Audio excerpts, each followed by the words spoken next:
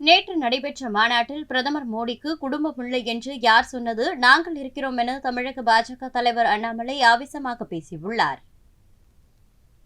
சகோதர சகோதரிகளே, நம்முடைய மத்திய அமைச்சர் அண்ணன் முருகன் அவர்கள் சொன்னார்கள், மோடியினுடைய குடும்பம் என்று சொன்னார். பீகார்ல லல்லு பிரசாத் யாதவ் சொல்றாரு, மோடிக்கு குடும்பம் இல்லையாமா. அப்ப நாமெல்லாம் யாருங்க? லல்லு சொல்லுகின்றார், மோடி அவர்களுக்கு குடும்பம் இல்லை, தனி மனிதன் என்று சொல்லுகின்றார். 142 கோடி மக்கள் நாம் இருக்கும் பொழுது மோடி அவர்களுடைய குடும்பம் நாம தானங்க. அதனால் நீங்கள் அனைவரும் உறக்க சொல்ல வேண்டும், மோடியின் குடும்பம் நாம் என்று சொல்ல வேண்டும். மோடியின் குடும்பம், மோடியின் குடும்பம், மோடியின் குடும்பம்.